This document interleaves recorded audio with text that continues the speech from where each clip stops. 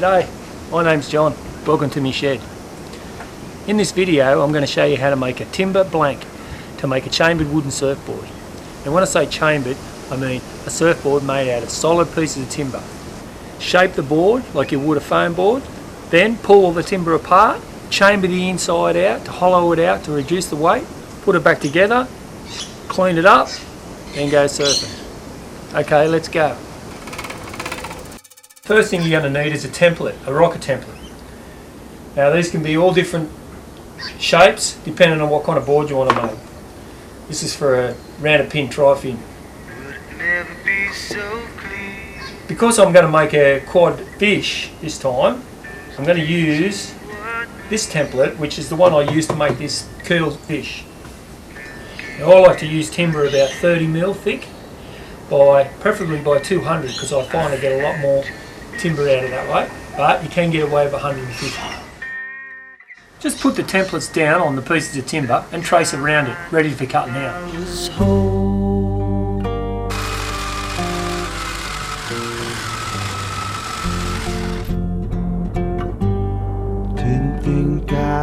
Once we've numbered and cut out all the boards, we then need to transfer the centre mark around to the bottom of the boards. Said to me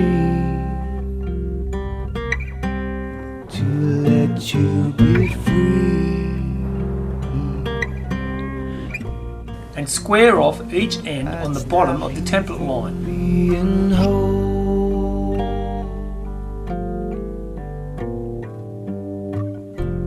If you like, you can glue in a stringer. I like to use cedar.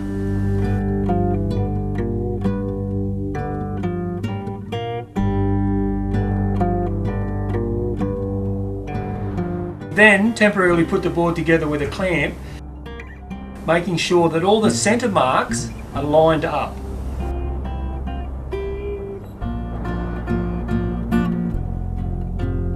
Put the outline template on the boards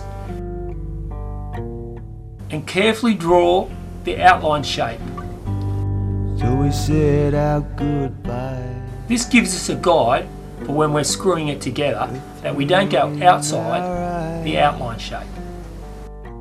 I like to use batten screws. My head was now, starting from the rail, you work your way towards the centre of the board. When we're screwing it together, make sure that the centre mark lines and the end lines, which we squared off our rocker template earlier, are all lined up. Then it's just a simple procedure of gluing the two halves together. Just make sure the centre line marks, the nose marks, and the tail marks all line up. This is very important, because if we do that, we know that the rocker is somewhere within this timber blank that we're making.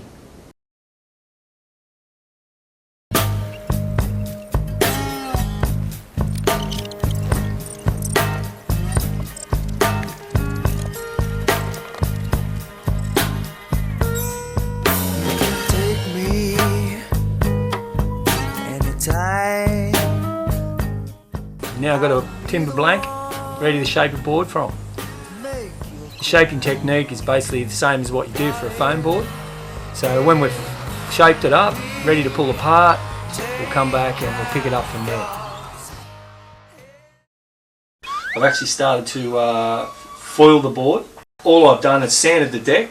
I've sanded the bottom and cleaned it up so they're all nice and even. I've marked my outline template and I've cut the outline out, and I've cleaned it up pretty close to tolerance. I'm just getting the thickness distributed through the board and then progress with the shaping.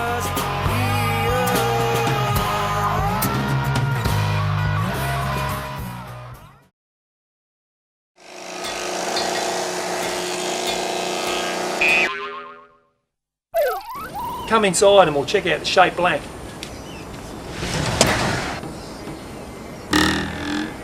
So now we've got the blank all shaped up. I'll now show you how to chamber it. A couple of things you need to do before you pull it apart. Firstly, we need to put a line across the centre, so we know where the centre line is.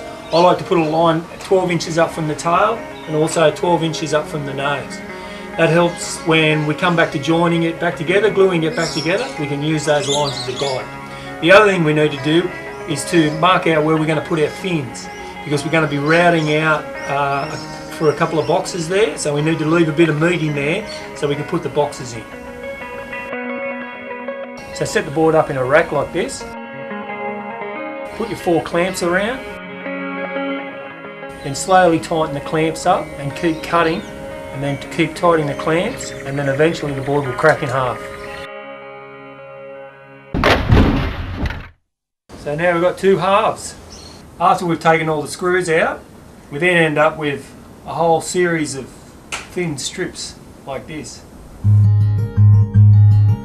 This is what we need to chamber. Now I prepared one here earlier for you. So we end up with something like this, which reduces the weight and gives it heaps more buoyancy. Take a pencil and mark out where your chambers are going to go. Then get a spade bit and drill a few pilot holes for the jigsaw. Then carefully cut along the line.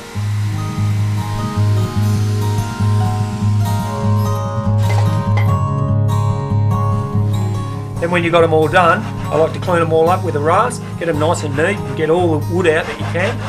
Any little pieces you think need to come out to reduce the weight. Because you're going to put fin boxes and oils or resin back on when you're finished, you're going to be adding weight. So you want to try and take away as much timber as you can. Once you've finished chambering, then we've got to start gluing back together.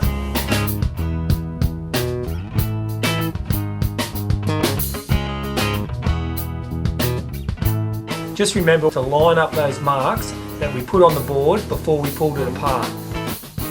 Now when it comes to gluing back together, I like to work my way from the centre of the board and work my way out. Also, I like to glue the pieces back together as soon as I finish chambering. Because they're so fine, you know, they can tend to maybe warp a bit with the weather, with the moisture in the air and stuff. So I always like to get them back together so they keep their shape.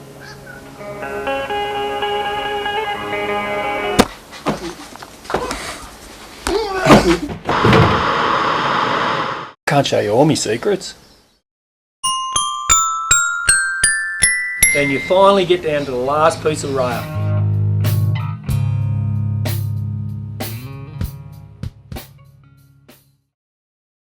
Once you've finished all that chambering and you've got it all glued back together, all we need to do now is sand all the glue off, put the fin boxes in, and then give it a coat of oil or resin, whatever you prefer.